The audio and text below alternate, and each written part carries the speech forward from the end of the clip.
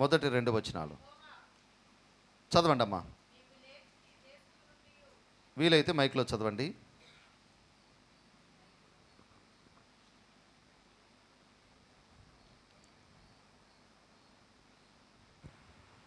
యెహోవా, నీవు లేచి నీ దేశము నుండి నీ బంధువుల యొద్ద నుండి నీ తండ్రి ఇంటి నుండి బయలుదేరి నేను నీకు చూపించు దేశమునకు వెళ్ళుము. నిన్ను గొప్ప జనముగా చేసి నిన్ను ఆశీర్వదించి నీ నామమును గొప్ప చేయుదును. నీవు ఆశీర్వాదముగా ఉందువు. నిన్ను ఆశీర్వదించు వారిని ఆశీర్వదించెదను, నిన్ను దూషించు వారిని శపించెదను. భూమి యొక్క సమస్త వంశములు నీ యందు ఆశీర్వదింపబడినని అబ్రహాముతో అనగా. చాలమ్మా, చిన్న ప్రార్థన చేద్దాం. తల్లవంచండి. దేవుడి యొక్క సహాయం కొరకు వేడుకుంటాము. దేవా, ఈ వాక్యం ద్వారా నాతో మాట్లాడండి అని చెప్పి అడుగుదాం. మన దేవుడు మాట్లాడే దేవుడు. నువ్వు హృదయపూర్వకంగా అడిగితే నీతో నాతో మాట్లాడే దేవుడు. హృదయపూర్వకంగా అడుగుదాం, నాతో మాట్లాడండి దేవా అని. పరమతండ్రి, పరిశుద్ధుడా, మహోన్నతుడా, నీ ఘనమైన శ్రేష్టమైన ఉన్నతమైన నామానికి వందనాలు చెల్లిస్తున్నాము. ఈ ఉదయకాల వేళలో నీ సన్నిధానంలో చేరి నీ నామాన్ని స్తుతించడానికి, నీ నామాన్ని కీర్తించడానికి మాకు ఇచ్చిన భాగ్యాన్ని బట్టి వందనాలు దేవా. అతి శ్రేష్టమైన సమయంలో మేము ఉండి ఉండగా మాకు నీ కృపను అనుగ్రహించమని ప్రార్థిస్తున్నాను. నీ వాక్యాన్ని మేము ధ్యానిస్తుండగా మాకు సహాయం చేయండి. నిలబడి నేను వ్యర్థుణ్ణి, నేను ఎందుకు పనికిరాని వాడిని నన్ను ఒప్పుకుంటున్నాను ప్రభా. నీ పాదాల చెంత ప్రణమిల్లుతున్నాను. నాకు సహాయం చేయండి ప్రభా. మీరు నన్ను నిలబెట్టండి. నీ మాటలు నాకు అందించండి. నీ నామాన్ని మా మధ్య మహింపరచుకోండి దేవా. ఈ వాక్యాన్ని విరిచివడ్డించి మా అందరికీ, మా ఆత్మీయ జీవితాలకి ప్రయోజనకరంగా ఉండగలటు కృపను చూపు నడిపించి సమస్త మహిమ ఘనత ప్రభావాలు మీరు మాత్రమే పొందుకోమని మా ప్రభును ప్రియరక్షకుడైన యేసుక్రీస్తు నామం నడివేడుకుంటున్నాం తండ్రి, ఆమేన్. ప్రియులారా, మనం చదువుకున్న లేఖన భాగం ఆదికాండము 12వ అధ్యాయము మొదటి 3 వచనాల్లో ఉన్న మాటలు ఏంటంటే, దేవుడైన యెహోవా అబ్రహాము గారితో మాట్లాడుతున్నటువంటి మాటలు, అబ్రాహాముతో మాట్లాడుతున్నటువంటి మాటలు ఏమనంటే, నీవు లేచి నేను నీకు చూపించే దేశానికి వెళ్ళు అని చెప్తున్నారు. అలా వెళితే జరిగే సంఘటనలు ఏంటో కూడా చెప్తున్నారు. నేను నిన్ను ఆశీర్వదిస్తాను, నీ నామాన్ని గొప్ప చేస్తాను, భూమి యొక్క సమస్త వంశములు నీ ద్వారా ఆశీర్వదింపబడతాయని చెప్పారు. ఎంతమంది ఆశీర్వదింపబడాలనుకుంటున్నారు? ఏం సగం చేతులు లేచే? ఆశీర్వాదం కావాలి అని అందరికీ ఉంటుంది కదా. అబ్రహాము గారు చేసినట్లు మనము చేస్తే దేవుడు మనల్ని కూడా ఆశీర్వదిస్తాడు. అబ్రహాం గారు ఏం చేశారో లేఖన భాగం నుంచి మీకు చూపిస్తాను. అది మన జీవితంలో పాటించగలిగితే దేవుడు ఖచ్చితంగా మనల్ని కూడా ఆశీర్వదించునుగాక. ఇక్కడ దేవుడైన యెహోవా చెప్పిన మాట ఏంటంటే, నీవు లేచి. బైబిల్ గ్రంథంలో ఎక్కడైనా సరే నీవు లేచి అన్న మాట కనిపించినట్లయితే ఆ సందర్భంలో ఉన్న వ్యక్తి ఏదో ఒక ఇబ్బందికరమైన పరిస్థితుల్లో ఉన్నట్టుగా మనం గమనించవచ్చు. మీకు ఉదాహరణలు అందిస్తాను, మీకు అర్థమవుతుంది. పక్షవాయు గలవారితో దేవుడు అంటాడు, నీవు లేచి నీ పరుపెత్తుకొని వెళ్ళు అంటాడు. అక్కడ వాడి యొక్క స్థితి ఏంటి? ఒకటి, వ్యాధితో ఉన్నాడు. రెండవది, పాపంతో ఉన్నాడు. అలాంటి స్థితిలో ఉన్న వారితో చెప్తున్నాడు దేవుడు, నీవు లేచి నీ పరుపెత్తుకొని వెళ్ళు అని. రెండోది, యోనా గారితో కూడా దేవుడు ఈ మాట చెప్తాడు, నీవు లేచి నినివేకి వెళ్ళు అని చెప్తారు. అంతకుముందు యోనా గారు ఏం చేస్తారంటే, నినివేకి వెళ్ళంటే తన ఇష్టానుసారంగా తర్షీష్కి వెళ్ళిపోతాడు. ఒక చేప ద్వారా బుద్ధి చెప్పినప్పుడు యోనా గారికి దేవుడు మరలా చెప్తాడు, నీవు లేచి నేను నీకు చెప్తున్నా నినివేకి వెళ్ళని. యోనా గారి పరిస్థితి ఏంటంటే మాట వినని వాడిగా ఇక్కడ ఉంటూ ఉన్నాడు. ఇలా నేను చూపించుకుంటూ వెళ్తే ఎన్నో ఉన్నాయి. 2 సందర్భాలు మీ ఎటుకు తీసుకొచ్చాను. మొదటిది, పాపంతో ఉన్నాడు, రోగంతో ఉన్నాడు. రెండో వ్యక్తి మాట వినని వాడిగా ఉన్నాడు. మరి అబ్రహాం గారు ఏ స్థితిలో ఉంటే దేవుడు చెప్తున్నాడు, నీవు లేచి నేను నీకు చూపించే దేశానికి వెళ్ళు అని? ఆ సందర్భం మనకు మరింత బాగా అర్థం అవ్వాలంటే అబ్రహాం గారిని దేవుడు ఎక్కడి నుంచి రమ్మన్నాడు, ఎక్కడికి వెళ్ళమన్నాడు, ఏమి జరిగింది అన్న విషయాలు మనం ధ్యానించినట్లయితే ఈ వాక్యం మన ఆత్మీయ జీవితానికి ప్రయోజనకరంగా ఉంటుంది. అబ్రహాం గారిని దేవుడు కల్దీల ఊరు అనే పట్టణం నుంచి రమ్మన్నాడు. ఎక్కడికి వెళ్ళమన్నాడంటే, నేను నీకు చూపించే దేశము అది కానాను. ఎక్కడి నుంచి రమ్మన్నాడు? అమ్మ, నేను సండే స్కూల్ టీచర్ని, నేను చెప్పుకుంటూ వెళ్ళిపోను, మిమ్మల్ని అడుగుతూ ఉంటాను. చెప్పండి, ఎక్కడి నుంచి రమ్మన్నాడు? కల్దీల ఊరు అనే పట్టణం నుంచి రమ్మన్నాడు. ఎక్కడికి వెళ్ళమన్నాడు? నేను నీకు చూపించే దేశము అది కానాను. కానీ కొంతకాలం మట్టుకు అబ్రహాము గారు హారాన్లో ఆగిపోయారు. కల్దీల ఊరు అనే పట్టణం నుంచి రమ్మన్నారు, కనానికి వెళ్ళమన్నారు. కానీ అబ్రహాం గారు కొంతకాలం మట్టుకు హారానులో ఆగిపోయారు.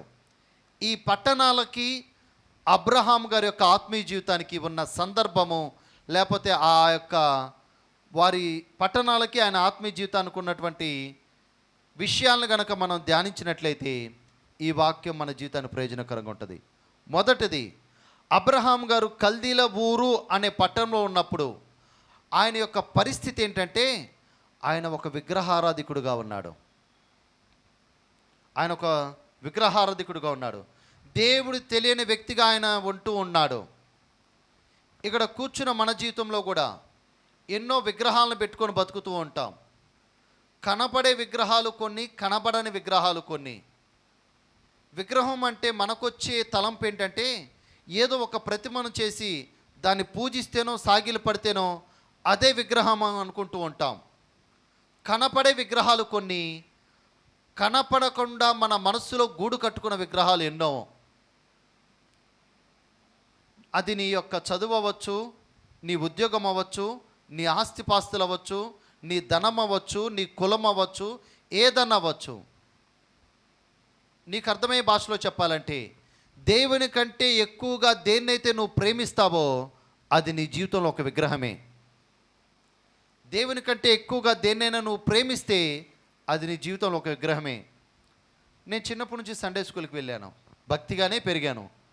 నేను చాలా భక్తిపరుణ్ణి అనుకున్నాను. నేను ఇలా అనుకుంటూ ఉన్నాను, నేను మంచోనే, నాలో ఏ తప్పులు లేవు, నేను చాలా బెస్ట్గా ఉన్నాను అనుకున్నా. ఒకరోజు దేవుడి సన్నిధానంలో మోకరించి ప్రార్థన చేస్తున్నా. ఈ విషయం అడిగా, ఈ మాట అడిగా, దేవా, మీకంటే ఎక్కువగా దేన్నైనా నేను ప్రేమిస్తున్నానా నాకు తెలియపరచండి అని అడిగా.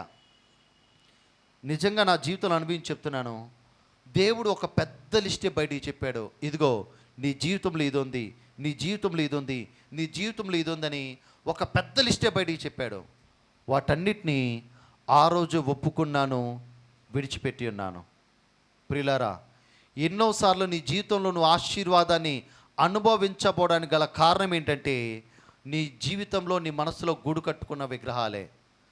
దేవుడి కంటే ఎక్కువగా దేన్నైతే ప్రేమిస్తున్నావో దాన్ని బట్టే దేవుడు నిన్ను ఆశీర్వదించట్లేదు. ఈరోజు ఈ వాక్యం అయిన తర్వాత ఇంటికి వెళ్ళి ఈ ప్రయత్నం చేయి. దేవుడి సన్నిధానంలో ఏకాంతంగా కూర్చో, మోకరించి ప్రార్థన చేయి. ఈ చిన్న మాట అడుగు, నీకంటే ఎక్కువగా దేన్నైనా నేను ప్రేమిస్తున్నానా నాకు తెలియపరచండి అని అడుగు. దేవుడు ఖచ్చితంగా నీ జీవితంలో ఉన్న విగ్రహాలు బయటికి తీస్తాడు. వాటిని ఒప్పుకోండి, విడిచిపెట్టండి. ఊరు అనే పట్టణంలో ఉన్నప్పుడు అబ్రహాం గారు ఏ విధంగా ఉన్నారు? గట్టిగా చెప్తారా? నోటితో చెప్తారా? విగ్రహారాధికుడు. దేవుడు ఆయన్ని ఆ ప్రాంతం నుంచి రమ్మన్నాడు, కానానికి వెళ్ళమన్నాడు. ఈయన కానానికి వెళ్తూ కొంత దూరం వచ్చిన తర్వాత ఈ హారాను అనే ప్రాంతంలో ఆగిపోయాడు.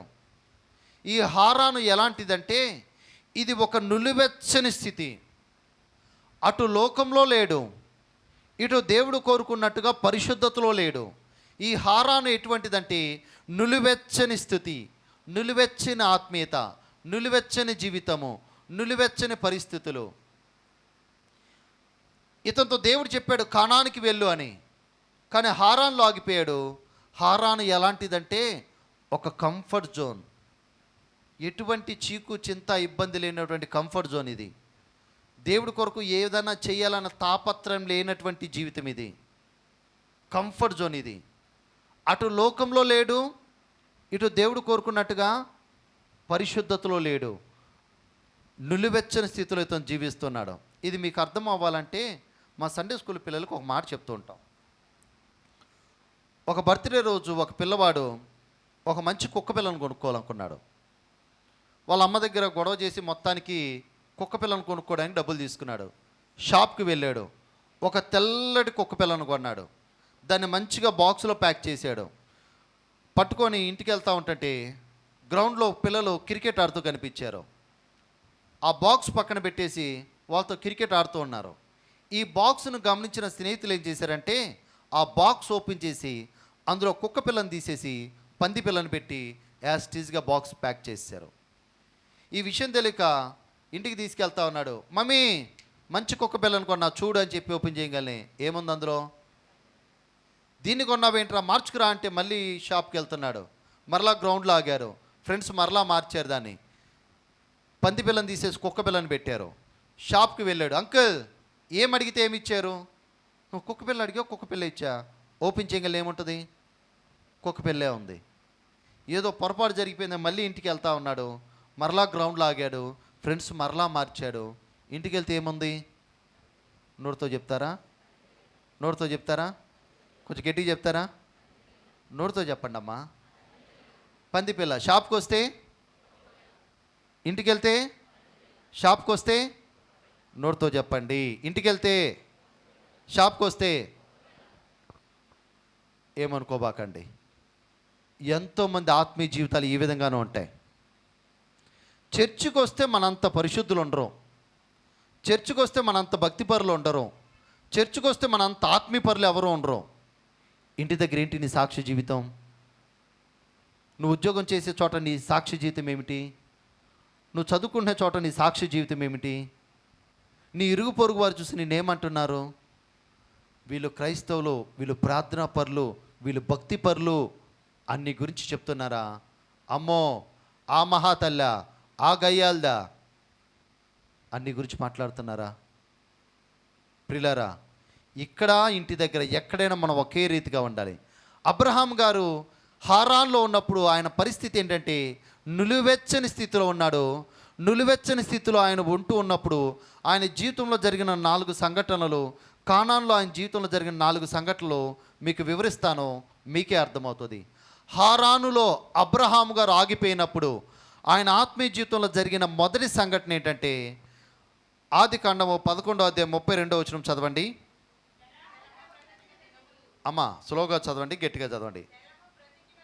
తెరహు బ్రతికిన దినములు 205 ఏండ్లు. తెరహు హారానులో మృతి పొందెను. తల్లపైకెత్తండి. ఈ తెరహు గారు ఎవరంటే అబ్రహాం గారి యొక్క తండ్రి. అబ్రహాం గారి యొక్క తండ్రి ఎక్కడ చనిపోయారు? హారాన్లో చనిపోయారు. ప్రియులారా, నువ్వు గనక నిలువెచ్చని స్థితిలో జీవిస్తున్నట్లయితే నీ ఆత్మీయుల్ని నువ్వు రక్షించుకోలేవు. నీ రక్త సంబంధికులు నువ్వు రక్షించుకోలేవు. వారు నువ్వు పోగొట్టుకుంటావు. అబ్రహాం గారు హారాన్లో జీవిస్తున్నప్పుడు ఆయన జీవితంలో జరిగిన మొదటి సంఘటన ఏంటంటే తన తండ్రిని కోల్పోయాడు. ఇక్కడ నీ రక్త సంబంధికులు రక్షింపబడాలి అన్న ఆశ నీకు ఉండొచ్చు. నీ భర్త రక్షింపబడాలి అన్న ఆశ నీకు ఉండొచ్చు. నీ బిడ్డలు రక్షింపబడాలి అన్న ఆశ నీకు ఉండొచ్చు. నీ ఇరుగు పొరుగు వాళ్ళు రక్షింపబడాలి అన్న ఆశ నీకు ఉండొచ్చు. కానీ అది ఎప్పుడు జరిగిద్దంటే నువ్వు హారాన్లో ఉంటే జరగదు. మా చర్చికి ఒక ఆంటీ గారు వస్తారు. చాలా ప్రార్థనా పరురాలు, క్రమం తప్పకుండా చర్చికి వస్తుంది. కానీ వాళ్ళ భర్త రాడు. ఒకరోజు వాళ్ళ భర్త గారు నాకు రోడ్డు మీద కనిపించారు. ఆయన దగ్గరికి వెళ్ళి ఈ విధంగా మాట్లాడుతున్నా, అంకుల్ గారు, ఆంటీ గారు చర్చికి వస్తారు, ఆంటీ గారు ప్రార్థన చేస్తారు, ఆంటీ గారు భక్తిగా జీవిస్తారు, మీరు కూడా చర్చికి రావచ్చు కదా ఆంటీ గారు లాగా అన్నా. ఆయన ఏమన్నాడో తెలుసా? ఏమన్నాడంటే, ఆంటీ చర్చిలో ఎలా ఉంటుందో నీకు తెలుసు, ఇంట్లో ఎలా ఉంటుందో నాకు తెలుసు. ప్రియులారా, ఆ భర్త రక్షింపబడడానికి కారణం ఎవరంటే నిలువెచ్చని జీవితం జీవిస్తున్న భార్యే. ఒకవేళ నీ భర్త ఇక్కడ రక్షింపబడకపోతే ఆ భర్తను దూషించొద్దు, ఆ భర్తను నిందించొద్దు. నా భర్త తాగుబోతు, నా భర్త అలాంటోడు ఇలాంటోడు వాళ్ళని అనొద్దు. నీ ఆత్మీయ జీవితాన్నే ప్రశ్న వేసుకో. నిజంగా నా ఆత్మీయ జీవితం దేవుడు మెచ్చే రీతిగా ఉందా? నిజంగా నేను నిలువెచ్చని స్థితిలో ఉన్నానా? దేవుడు ఇష్టపడే స్థితిలో ఉన్నానా? నీ ఆత్మీయ జీవితాన్ని ప్రశ్న వేసుకో. నువ్వు గనక నిలువెచ్చని స్థితిలో జీవిస్తున్నట్లయితే, హారాన్లో నువ్వు ఉన్నట్లయితే, నీ కుటుంబాన్ని ఎప్పటికీ రక్షించుకోలేవు. నీ కుటుంబాన్ని ఎప్పటికీ రక్షించుకోలేవు. ఏ ఒక్కరిని నువ్వు రక్షించలేవు. నీ కుటుంబస్తులు రక్షింపబడాలంటే నువ్వు హారానుని విడిచిపెట్టాలి. హారాన్లో అబ్రహాం గారి జీవితంలో మొదటి సంఘటన, తన తండ్రిని కోల్పోయాడు. రెండవది, హారాన్లో ఆయన నిలువెచ్చని స్థితిలో జీవిస్తున్నప్పుడు ఆయన ఆత్మీయ జీవితంలో జరిగిన రెండవ సంఘటన 12వ అధ్యాయం 5వ వచనం చదవండి.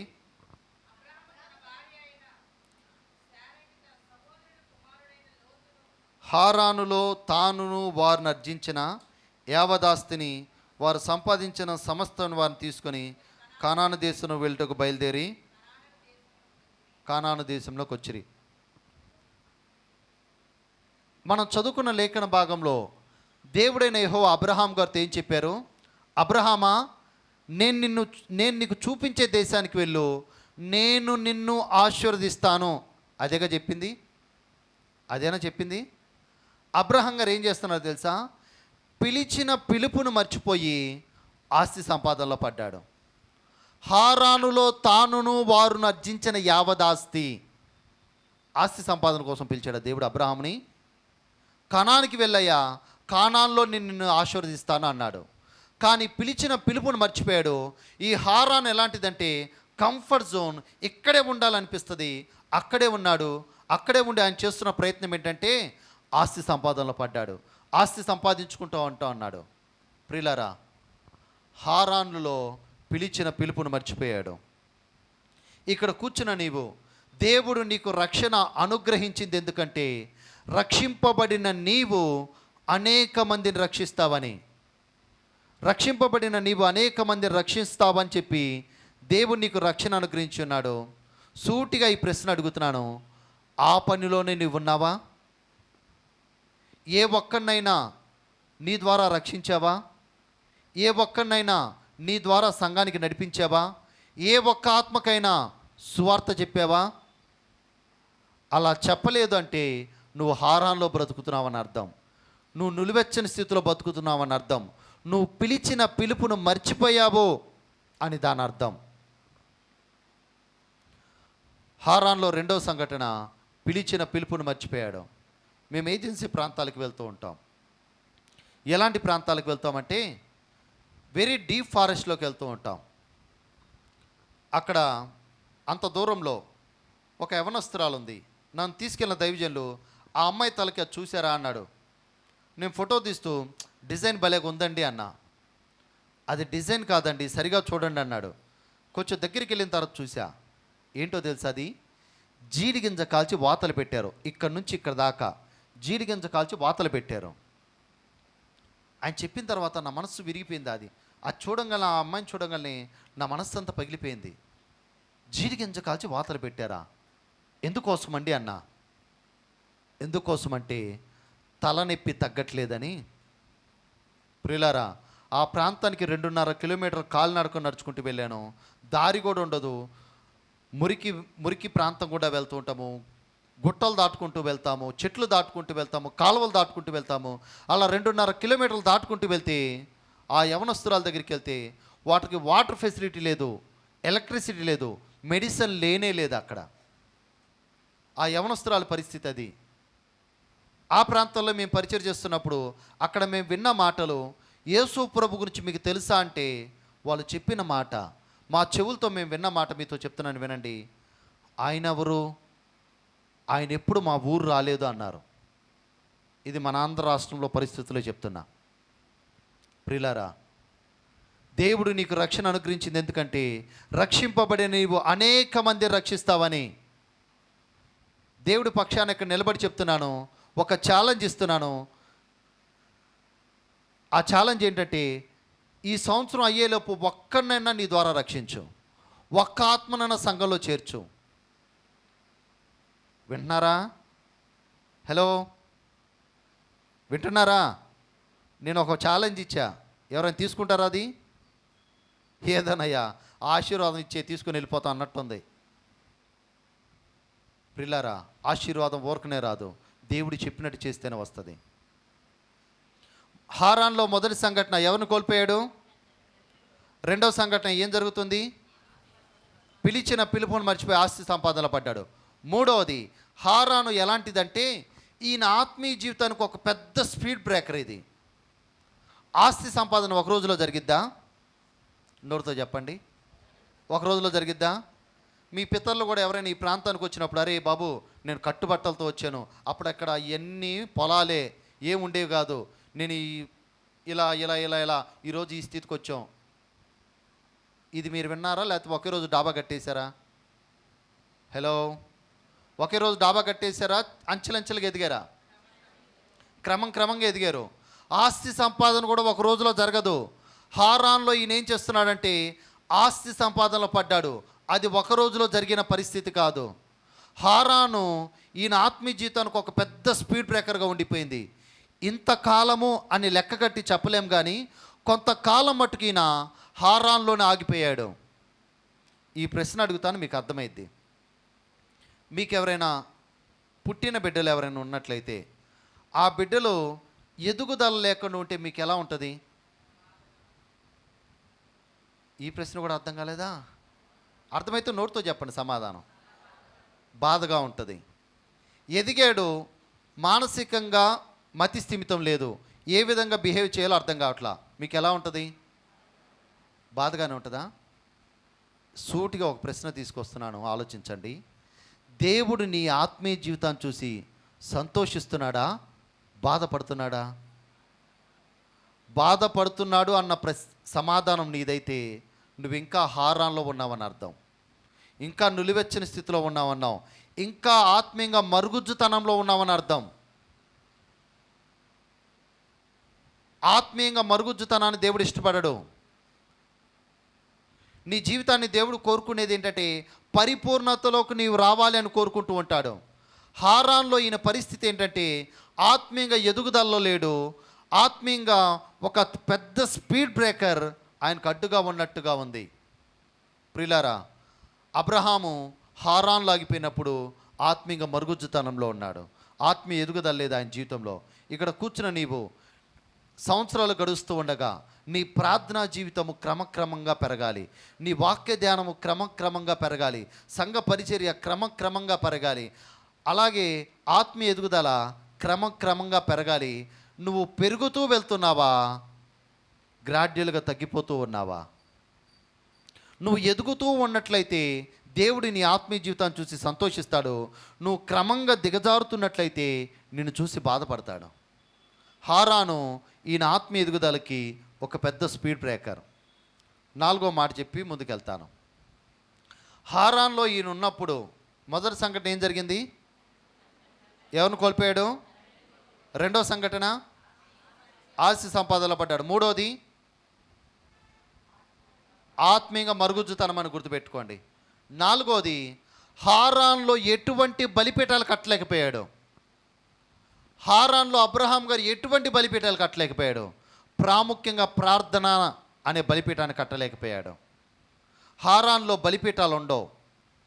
ఈరోజు సూటిగా ఒక ప్రశ్న, నీ కుటుంబంలో ప్రార్థన అనే బలిపీఠం ఉందా? నీ కుటుంబంలో ప్రార్థన అనే బలిపీఠం లేదంటే నువ్వు ఇంకా హారాన్లో బ్రతుకుతున్నావని అర్థం. నీ ప్రార్థన సుగంధ పరిమళ తైలం వలె దేవుడి సన్నిధానానికి చేరట్లేదు అంటే నీ కుటుంబంలో ప్రార్థన అనే బలిపీఠం లేదని అర్థం.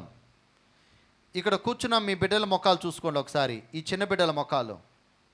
వీళ్ళు వ్యభిచారులు అవ్వకుండా ఉండాలంటే తల్లిదండ్రులుగా నువ్వు చేసే ప్రార్థన వాళ్ళని కాపాడిద్ది. వాళ్ళు దొంగలుగా మారకుండా ఉండాలంటే తల్లిదండ్రులుగా నువ్వు చేసే ప్రార్థన వాళ్ళని కాపాడిద్ది. వాళ్ళు తాగుబోతులుగానో తిరుగుబోతులుగానో సమాజాన్ని పాడు చేసేవాడుగానో ఉండకుండా ఉండాలంటే తల్లిదండ్రులుగా నువ్వు చేసే ప్రార్థన వాళ్ళని కాపాడిద్ది. ఇప్పుడు ప్రార్థన చేయము, వాడు పాడైపోయిన తర్వాత నెత్తి బాదుకుంటూ ఉంటాం. ప్రియులారా, నేను చెప్తున్న మాట, నీ కుటుంబంలో ప్రార్థన అనే బలిపీఠం ఉండాలి. అబ్రాహాము హారాన్లో ఉన్నప్పుడు ఏ బలిపీఠాన్ని ఆయన కట్టలేకపోయాడు, ఏ బలిపీఠాన్ని కట్టలేకపోయాడు. ప్రార్థన అనే బలిపీఠము అతని కుటుంబంలో లేకుండా ఉంది. నా బిడ్డల పక్షాన్ని నేను చేసేది, నాకు బిడ్డలు పుట్టి 7 సంవత్సరాలు అవుతుంది. 6 సంవత్సరాలుగా నేను చేస్తున్న పని ఏంటంటే, నా బిడ్డల కొరకు హాఫ్ అన్ అవర్ ప్రత్యేకించేసుకొని వాళ్ళ కొరకు మాత్రమే ప్రార్థన చేస్తాను. ఒక హాఫ్ అన్ అవర్ వాళ్ళ కొరకు మాత్రమే ప్రార్థన చేస్తాను. నేను వ్యక్తిగతంగా చేసుకునే ప్రార్థన కాకుండా, మినిస్ట్రీ వాళ్ళతో చేసే ప్రార్థన కాకుండా, నా బిడ్డల కొరకు మాత్రమే ఒక హాఫ్ అన్ అవర్ ప్రార్థన చేస్తా. ఎందుకు చేస్తాను తెలుసా? నా బిడ్డ వ్యభిచారం అవ్వకూడదు, నా బిడ్డ దొంగ అవ్వకూడదు, నా బిడ్డ తాగుబోతో తిరుగుబోతూ అవ్వకూడదు. అలా అవ్వకుండా ఉండాలంటే నేను చేసే ప్రార్థన వాళ్ళ చుట్టూ కంచెలా కాపాడిద్ది. తల్లిదండ్రులైన వారికి 2 చేతులు జోడించి చెప్తున్నా, నీ బిడ్డల కొరకు ప్రార్థన చేయండి.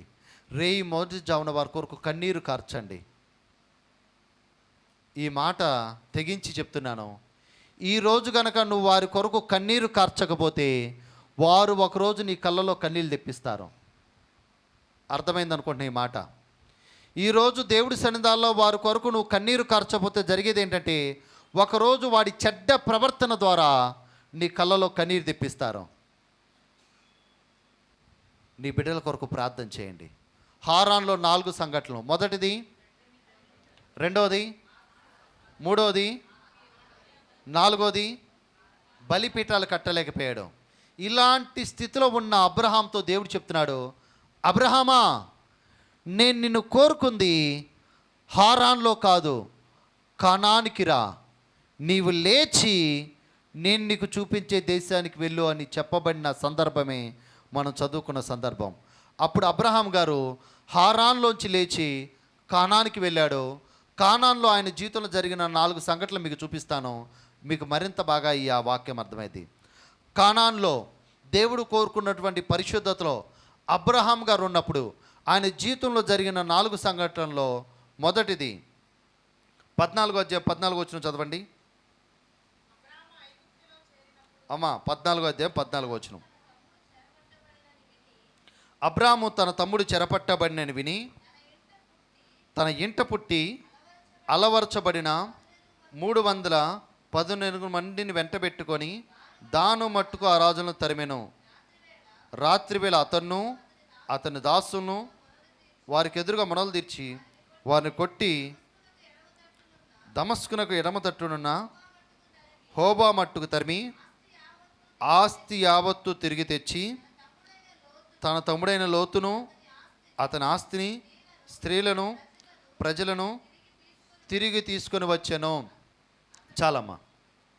ఇక్కడ ఎవరి గురించి రాయబడిందంటే, అబ్రహాం గారి యొక్క తమ్ముడు లోతు. అతను సొదొమ గొమొర్రా అనే ప్రాంతంలో ఉంటున్నప్పుడు ఆ ప్రాంతం మీదకి ఒక 5 రాజులు వాళ్ళని బంధించేసుకొని వారిని చెరపట్టేసుకొని తీసుకొని వెళ్ళిపోతూ ఉన్నారు. అబ్రహాం గారికి ఒక మాట వినబడింది. తన తమ్ముడు చెరపట్టబడినని విని, తన తమ్ముడు చెరపట్టబడ్డాడు అని వినంగానే అబ్రహాం గారు చేసిన పని ఏంటంటే, ఆయన ఎటువంటి మనస్పర్ధలు అతని జీవితంలో పెట్టుకోవాలా. వీడు నన్ను కాదనుకొని వెళ్ళిపోయాడు, వీడికి తగిన శాస్తి జరిగింది అని అలాంటి మాటలు ఏమీ లేవు. కానీ తన తమ్ముడు చెరపట్టబడ్డాడు అని వినంగానే అబ్రహాం గారు చేసిన పని ఏంటంటే, తన ఇంట అలవర్చబడిన వారిని తీసుకొని యుద్ధానికి వెళ్తూ ఉన్నాడు. ఇక్కడ మీకు ఒక సూటిగా ఒక మాట చెప్తున్నాను. నీ ఇంటిలో ఎవరైనా తాగుబోతనానికి చెరపట్టబడ్డారా? నీ ఇంటిలో ఎవరైనా దుర్మార్గపు పనులకి చెరపట్టబడ్డారా? శారీరక సంబంధమైన పనులకి నీ ఇంట్లో ఎవరైనా చెరపట్టబడ్డారా? వారు విడిపింపబడాలంటే నీ అనుభవము కానాను అనుభవం అవ్వాలి. కానాను అనుభవంలో చెరపట్టబడిన వారిని మనం విడిపిస్తాము. అబ్రహాము తన తమ్ముడు చెరపట్టబడ్డాడు అని విన్నాడు. తన ఇంట్లో 318 మందిని తీసుకొని యుద్ధానికి వెళ్ళాడు. ఆ యుద్ధంలో ఆ రాజులను తరిమాడు. వాళ్ళందరినీ ఓడించి ఎవరెవరిని రక్షించుకున్నాడో తెలుసా? ఎవరెవరిని రక్షించుకున్నాడంటే, లోతును, తన భార్యని, స్త్రీలను, ఆస్తిని, ప్రజలందరినీ రక్షించాడు. జాగ్రత్తగా ఈ కంపారిజన్ వినండి. హారాన్లో ఉన్నప్పుడు తండ్రిని కోల్పోయాడు, కానాన్లో ఉన్నప్పుడు చెరపట్టబడిన వారిని విడిపించాడు. దేవునామానికి మహిమ కలుగును గాక. ప్రియులారా, నీ కుటుంబంలో వాళ్ళు రక్షింపబడ్డాలంటే నీ అనుభవము కానాను అనుభవం అవ్వాలి. నీ అనుభవం కానాను అనుభవం అవ్వాలి. కానాన్లో నీ కుటుంబంలో చెరపట్టబడిన వారిని విడిపిస్తావు. నీ కుటుంబంలో చెడ్డ ప్రవర్తన కలిగిన వారిని నువ్వు విడిపించగలవు, నువ్వు రక్షించగలవు. హారాన్లో తండ్రిని కోల్పోయాడు, కానాన్లో తమ్ముడిని, అతని భార్యని, స్త్రీలని, ప్రజలని, ఆస్తిని అంతని రక్షించుకోగలిగాడు. మరలా చెప్తున్నాను, కానాన్లో రక్షించుకోగలవు, హారాన్లో పోగొట్టుకుంటావు. అబ్రహాము హారాన్లో తండ్రిని పోగొట్టుకున్నాడు, కానాన్లో ఆస్తిని, స్త్రీలని, ప్రజల్ని, సమస్తాన్ని రక్షించుకోగలిగాడు. రెండవది, హారాన్లో ఏ సందర్భంలో ఉన్నాడు?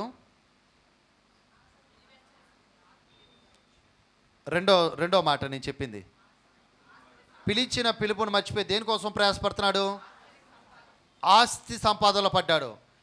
14:21 చదవండి. సొదొమరాజు, జాగ్రత్తగా వినండి, మనుష్యులను నాకిచ్చి ఆస్తిని నీవే తీసుకొనుమని అబ్రహాముతో చెప్పగా, తలపైకెత్తండి చాలు. హారాన్లో ఈయన చేసిన పని ఏంటంటే, పిలిచిన పిలుపును మర్చిపోయి ఆస్తి సంపాదనలో పడతా ఉన్నాడు. కానీ కానాను అనుభవంలో జరిగిన రెండవ సంఘటన ఏంటంటే, ఆస్తి అతను ఎత్తుక్కుంటూ వచ్చింది.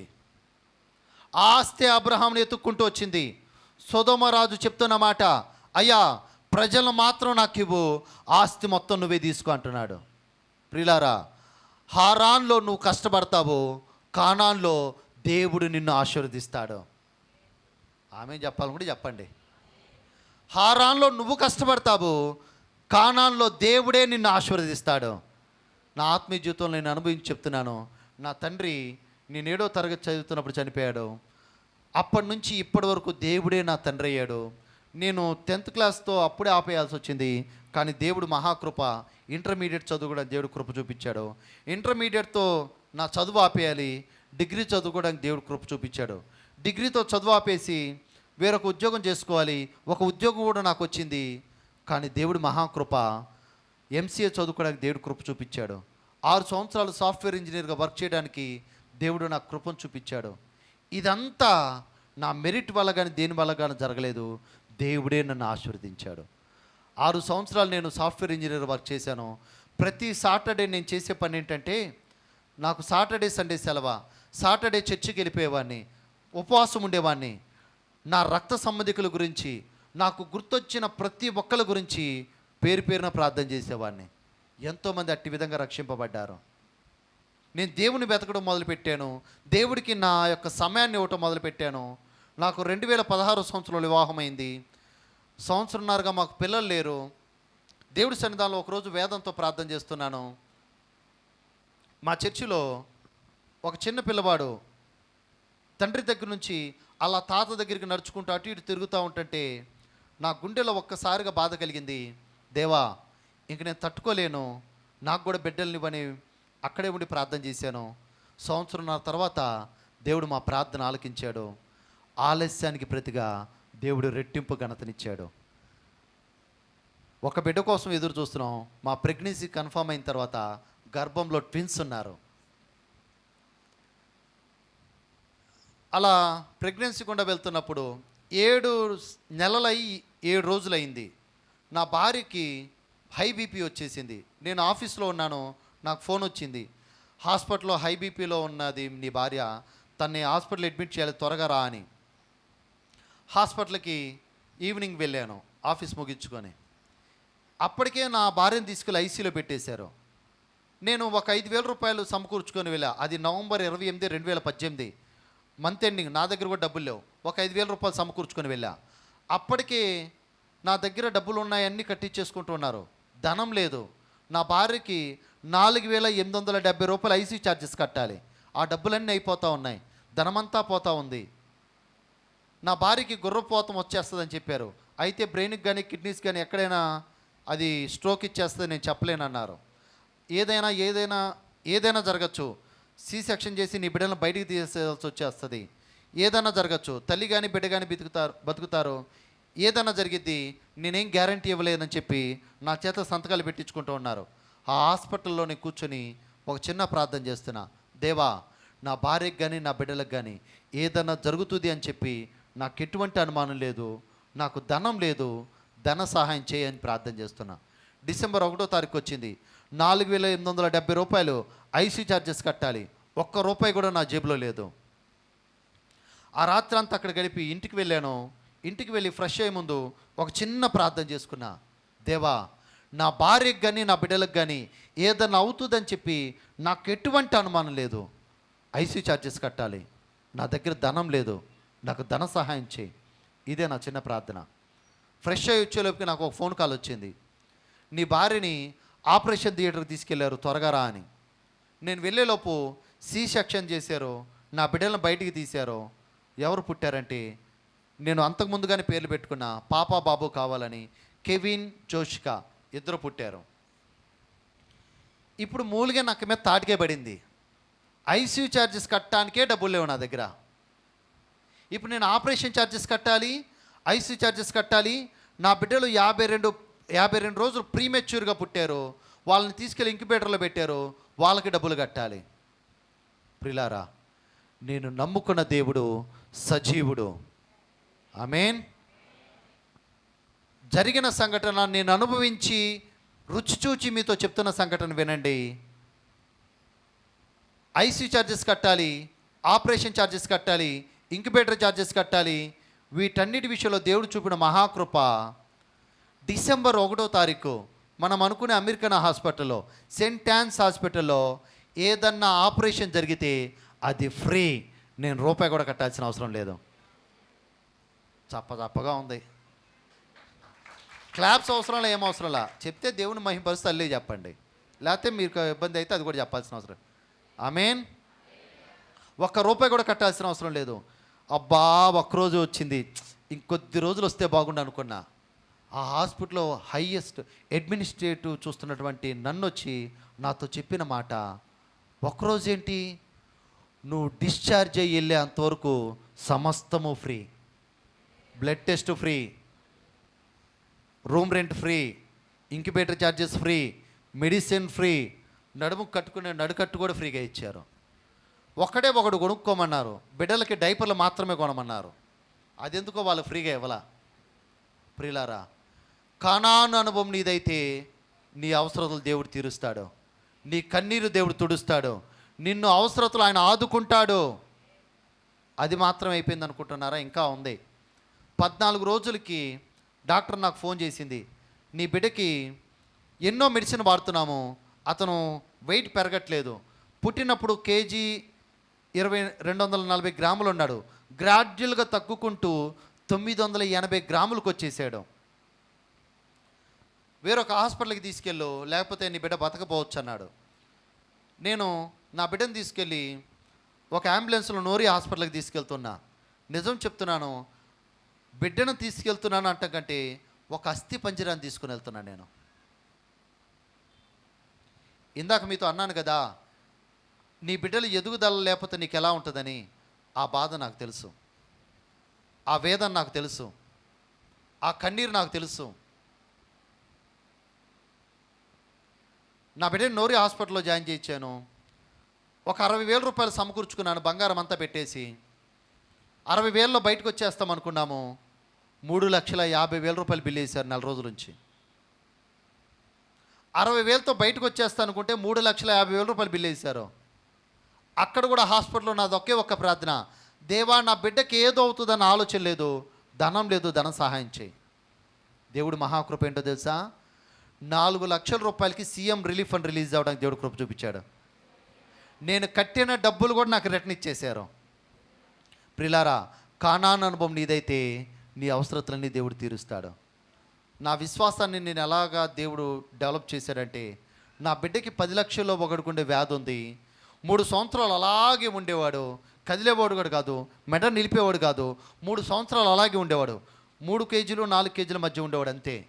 దేవుడు మహాకృప. నేను పరిచయంలోకి వెళ్ళిపోతూ ఉండేవాడిని, దేవుడు నా ఇంట్లో కార్యాలు చేస్తూ ఉండేవారు. నేను పరిచయంలో ఉన్నాను, నా బిడ్డ కూర్చోవటం మొదలుపెట్టాడు. నేను పరిచయంలో ఉన్నాను, నా బిడ్డ పాకటం మొదలుపెట్టాడు. నేను పరిచయంలో ఏజెన్సీ ప్రాంతాలకు వెళ్ళిపోయాన్ని, నా బిడ్డ థింగ్స్ పట్టుకొని లేచి నడవటానికి దేవుడు కృప చూపించాడు. నేను పరిచయంలో ఉంటూ ఉండేవాడిని, దేవుడు నా కుటుంబంలో కార్యాలు చేస్తూ ఉండేవాడు. ఆ బిడ్డ కాలు తొడ దీనికంటే సన్నగా ఉంటుంది, కానీ పాదం మోపి నిలిచి నడవటానికి దేవుడు కృప చూపించాడు. ప్రియులారా, ఇదంతా నేను అనుభవించి చెప్తున్నాను. నా బిడ్డకి ఎట్కిన్సన్లో నా బిడ్డను చదివించా. అప్పట్లో నేను తీసుకున్న నిర్ణయం ఏంటంటే, ఈ బిడ్డ నా బిడ్డ కాదు, ఈ బిడ్డ నీ బిడ్డ. నువ్వు ధనం ఇస్తే చదివిస్తా, లేకపోతే చదివించను. ఇలాగే దేవుడితో నేను పోరాడతా. ఆశ్చర్యకరంగా నేను ఎవరితో ఏ ఒక్కరితో నా సమస్య ఇదని చెప్పను, నా ఇబ్బంది ఇదని చెప్పను. నేను దేవుడి పక్షాన్ని నిలబడి చెప్తున్నా, దేవుడి సంధాల నుండి చెప్తున్నా. నా అవసరత ఏ ఒక్కడికి చెప్పను, నేను ఏ నరమాత్రుడికి చెప్పను. రహస్యమని చూచున్న దేవుడికి చెప్తా. దేవా, నా బిడ్డకి ఫీజు కట్టాలి, నువ్వు సహాయం చేయని చెప్పి అడిగితే దేవుడు ఆశ్చర్యకరంగా, నాకు తెలియని కూడా తెలియదు, ఎవరో నా అకౌంట్లో డబ్బులు వేశారు. ఫోన్ చేసి డబ్బులు పడ్డాయా అని అడిగారు. ఎందుకు? దేవుడు ప్రేరేపించాడు, ఇచ్చేసాం. నేను కట్టాల్సిన ఫీజుకి కావాల్సిన ధనం వచ్చింది. ఉన్నారా? బతికే ఉన్నారా? అలాగే ఉన్నారు. ప్రియులారా, ఇదంతా ఎందుకు చెప్పానంటే, నా డబ్బా నేను కొట్టుకోవడానికి చెప్పలా. కనాను అనుభవం నీదైతే దేవుడు నీ అవసరతలన్నీ తీరుస్తాడు, నీ కన్నీరు తుడుస్తాడు. నీ కుటుంబంలో ఏ వేదన గుండా వెళ్తున్నావో ఆ వేదన నీ కుటుంబంలోంచి తీసివేయబడాలంటే కనాను అనుభవం నీది అవ్వాలి. ఇంకా ఎన్నో విషయాలు ఉన్నాయి, కానీ 5 నిమిషాలు నా ముందుంది. హారాన్లో మొదటి సంఘటన ఎవరిని కోల్పోయాడు? కనాన్లో ఏం సంపాదించుకున్నాడు? ఆస్తిని మాత్రమే కాదు, చెరపట్టబడిన రక్త సంబంధికులందరూ రక్షించాడు. లోతును, ఆస్తిని, స్త్రీలని, ప్రజలందరూ రక్షించాడు. కానాన్లో రెండో అనుభవం ఏంటిది? ఆస్తి సంపాదనలో పడ్డాడు. హారాన్లో రెండో అనుభవం. కానాన్లో రెండో అనుభవం ఆస్తి అతను ఎత్తుక్కుంటూ వచ్చింది, దేవుడు ఆశీర్వదించాడు. ఇక్కడ మూడో అనుభవం హారాన్లో ఏంటంటే ఆత్మీయంగా మరుగుజ్జుతనంలో ఉన్నాడు. ఇంకా రిఫరెన్సెస్ చూపించను, చెప్తాను వినండి. హారాన్లో మూడో అనుభవం ఆదికాండం 22వ అధ్యాయం ఇంటికి వెళ్ళిన తర్వాత చదువుకోండి. అబ్రహాంతో దేవుడు అంటున్నాడు, అబ్రహమా, నీ ఒక్కగానొక్క కుమారుని, నువ్వు అధికంగా ప్రేమిస్తున్న ఇస్సాకుని నాకు బలివ్వయ్యా అని అడిగాడు. హారాన్లో మరుగుజ్జుతనంలో ఉన్నాడు, కానీ కానాన్లో మూడో అనుభవం ఏంటంటే తన ఒక్కగానొక్క కుమారుని, వాగ్దాన పుత్రుని, దేవుడు ఏదైతే వాగ్దానం చేత అతన్ని ఆశీర్వదిస్తాను అన్నాడో ఆ వాగ్దాన పుత్రుని కూడా బలివ్వటానికి ఇష్టపడ్డాడు. ప్రియులారా, ఆ కానాను అనుభవం ఎలాంటిదంటే దేవుడి మీద సంపూర్ణంగా ఆధారపడిపోతాం, దేవుడి మీదే ఆధారపడిపోతాం, దేవుడే దిక్కని బతుకుతాం. దేవుడి కంటే ఏది అవసరం లేదని ఆయన మీద ఆధారపడతాం. కానాను అనుభవం అలాంటిది. హారాన్లో 4వ అనుభవం బలిపీఠాలు కట్టలేకపోయాడు. 12వ అధ్యాయం 9వ వచనం ఇంటికి వెళ్ళిన తర్వాత చదువుకోండి. మమ్రే దగ్గర నుంచి వచ్చిన తర్వాత కనాన్లో ఒక సింధూర వృక్షం కిందకి వెళ్తాడు. అక్కడ ఒక బలిపీఠాన్ని కడతాడు. బలిపీఠాన్ని కట్టి ప్రార్థన అనే ధూపం వేస్తాడు. ఈరోజు కనాన్లో నీకుండవలసిన 4వ అనుభవం ఏంటంటే బలిపీఠాలు కట్టే అనుభవం ఉంటుంది. ఏంటా బలిపీఠం అంటే ప్రార్థన అనే బలిపీఠం. నీ కుటుంబంలో ప్రార్థన అనే బలిపీఠం ఉంటే దేవుడు నీ కుటుంబంలో ఖచ్చితంగా కార్యాలు చేస్తాడు, ఖచ్చితంగా నిన్ను ఆశీర్వదిస్తాడు. హల్లెలూయా. ఒక ప్రశ్న, దేవుడు అబ్రహాముని ఆ ఊరు అనే పట్టణంలో ఉన్నప్పుడు ఆశీర్వదించలేడా? ఆశీర్వదించగలడా? ఆశీర్వదించలేడా? మరెందుకు కానానికి రమ్మన్నాడు? మంచిది, ప్రత్యేకపరచుకోవడం కోసం.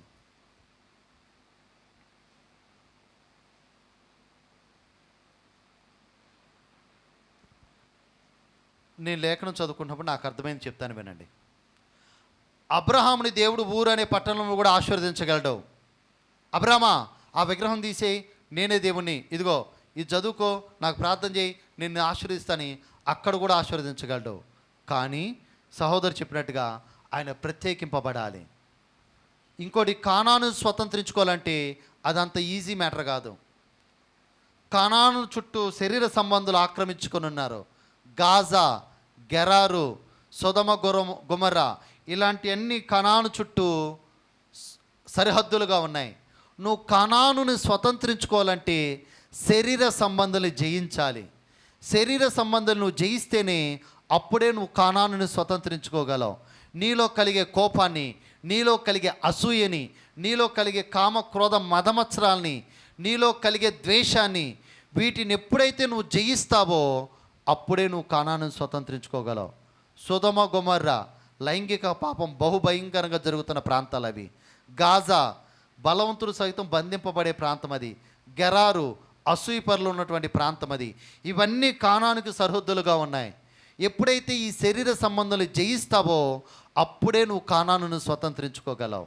ప్రియులారా, కానాను స్వతంత్రించుకోవాలంటే ఈ మాటలు వినండి. నువ్వు లోకంలో చచ్చిపోవాలి. ఆత్మీయంగా మరుగుజ్జుతనంలోంచి, ఆత్మీయంగా నులివెచ్చని స్థితిలోంచి నువ్వు లేచి శరీర సంబంధం జయిస్తేనే కానాను స్వతంత్రించుకోగలవు. తల్ల వంచండి, ప్రార్థన చేద్దాం. ఈరోజు దేవుడు నీతో సూటిగా చెప్తున్న మాట, నీవు లేచి వెళ్ళు. ఇంకా హారాన్లో ఉండిపోయావా? ఇంకా నులివెచ్చని స్థితిలో ఆగిపోయావా? మరుగుజ్జుతనంలోనే ఉన్నావా? బలిపీఠాలు కట్టలేక ఉన్నావా? ఇదిగో దేవుడు అట్టి స్థితిలో ఉంటే నీతో చెప్తున్న మాట, అబ్రహాంతో చెప్పిన మాట నీతో చెప్తున్నాడు. ఇదిగో నీవు లేచి వెళ్ళు, నేను నిన్ను ఆశీర్వదిస్తాను, నేను నీ నామాన్ని గొప్ప చేస్తాను, నేను అత్యున్నతంగా హెచ్చిస్తాను, నీ ద్వారా నీ కుటుంబాన్ని ఆశీర్వదిస్తాను, నీ ద్వారా నీ రక్త సంబంధికులు రక్షించుకుంటాను. దేవుడు చెప్తున్న మాట, నీవు లేచి వెళ్ళు, నీవు లేచి వెళ్ళు.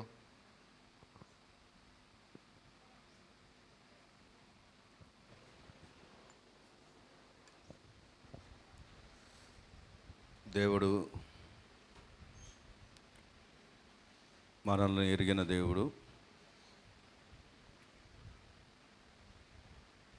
ఈ దినము వాక్కు ద్వారా మనందరితో మాట్లాడారు. అబ్రహాము జీవితంలో ఉన్న రెండు వ్యత్యాసాలు మన ముందు ఉన్నాయి. ఒకటి హారాను అనుభవం, రెండవది కానాను అనుభవం. హారాన్లో అబ్రహాము సాధించిన దానికి ఏమీ లేదు, పోగొట్టుకున్నదే ఎక్కువ. హారాను అనుభవంలో తన తండ్రిని కోల్పోయాడని, ఆస్తిని ప్రేమించాడని, మరుగుజ్జుతనము యొక్క జీవితము పిల్లల్లో కనబడుతున్నట్లుగా, బలిపీఠాలు కట్టబడిన అనుభవాలు లేవని, కానీ అటువంటి అబ్రహామును దేవుడు మలచుకొని, పిలుచుకొని, ప్రేమించి, దేవుని యొక్క ఉద్దేశము హారాన్లో ఉండాలని కాదని, కానాలులో తను ఆశీర్వదించబడాలని కోరుకున్నటువంటి దేవుడు తన స్థితిని అంతటిని మార్చాడు. కానానులో సంపాదించుకున్నాడు తన ఇంటి వారిని, ఆస్తిని, ప్రజల్ని. కానానులో సంపాదించుకున్నాడు ఆయన ఆత్మీయ అనుభవాలను. కానానులో ఆస్తి తిరిగి వచ్చింది, ఆస్తి వెంటపడింది, ఆశీర్వాదం వెంటపడింది. కానానులో బలిపీఠాలు కట్టాడు, ప్రార్థన అనే బలిపీఠం. కానానులో ఆరాధికుడుగా, దేవుడి కంటే ప్రాధాన్యత ఏదీ లేదనుకున్నాడు. ఒక వాగ్దాన పుత్రుడు, ఆ వాగ్దాన పుత్రుని యొక్క ఆశీర్వాదం పిల్లలు చూచినట్లుగా గొప్ప అనుభవం మనకు కనబడుతూ ఉంది. ప్రియమైన సంగమా, ఈరోజు ఏ అనుభవంలో ఉండడానికి నువ్వు ఆశపడుతున్నావో ఇదే ఒక తీర్మానంగా నువ్వు తీసుకో. దేవుడు నిన్నైతే హారాను వంటి అనుభవంలో ఉండాలని కోరుకోవట్లేదు కనుకే ఇంకా హారాను వంటి పరిస్థితిలో ఉన్నటువంటి నీతో, మనతో దేవుడు మాట్లాడాడు. ఇప్పటికైనా నువ్వు ఒప్పుకొని ఆ నులివెచ్చని స్థితి వల్ల పొందుకునేది ఏది లేదని తెలుసుకొని దాన్ని జయించి, లోకాన్ని జయించి, మదమత్సరాలను జయించి, పాపాన్ని జయించి, శాపకరమైనది దేవునికి అయిష్టమైన దాన్ని జయించి, కానాను అనుభవంలో ఉన్న ఆశీర్వాదాలకు వారసుడుగా వారసురాలుగా కావాలని ప్రభు యొక్క ఉద్దేశాన్ని ఎరిగి ఇప్పటికైనా నీ హృదయము ప్రభు కొరకు తెరవబడి పశ్చాత్తాపము కలిగి మారు మనసు కలిగి రక్షణ అనుభవం కలిగి రక్షించబడిన నీవు అనేకులను సంపాదించుకోగలిగినట్లుగా నీ ఇంటి వారిని, నీ ప్రజలను ప్రభు దగ్గరకు నడిపించగలిగినట్లుగా నష్టపోతున్నటువంటి నీ స్థితి నుండి ఆశీర్వాదకరమైన స్థితిలోను మారగలిగినట్లుగా దేవుడు తన వాక్కు అనే యొక్క అవకాశాన్ని నీ ముందుంచాడు. నీ తీర్మానము కొరకు ఆయన కనిపెడుతూ ఉన్నాడు. అబ్రాహాము లేవనంత వరకు ఈ అనుభవాలు లేవు, కానీ తానున్న స్థితి నుండి లేచి దేవుడు చెప్పినట్లుగా నడిచినప్పుడే, ఆ కానాను అనుభవంలోకి వచ్చినప్పుడే ఆశీర్వదించబడ్డాడు. ఈరోజు నువ్వు ఎక్కడ ఆగిపోయావో, ఎక్కడ పడిపోయావో, ఎక్కడ బలహీనుడుగా ఉన్నావో, ఎక్కడ బలహీనరాలుగా ఉన్నావో, దేనిలో కట్టబడి ఉన్నావో ఆ స్థితి నుండి నువ్వు లేపబడి లేచి కనాను ఒక ఆశీర్వాదము నీ జీవితంలో పరమకానానైనటువంటి పరలోకపు రాజ్యపు వారసత్వంలో నీవు, నీ ప్రజలు, నీ ఇంటి వారిని నడిపించుకోవడానికి ఒక చక్కని తీర్మానపు ప్రార్థన మనమందరము చేసుకుందాము. ప్రార్థన చేద్దాం. మహాపరిశుద్ధుడైన దేవా, దయగలిగిన ప్రభు, సర్వాధికారి సర్వశక్తిమంతుడా, మీకు స్తోత్రాలు. మీ సార్వభౌమ అధికారంలో, మీ ఆధిపత్యంలో ఈ దినమునైనా మీ దాసుడు సహోదరులు జోసెఫ్ గారిని మీరు నడిపించి వారి ముఖకాంతులోంచి నీ జీవవాక్కును మాకు ఇచ్చారు. అందుని బట్టి మీకు స్తోత్రాలు.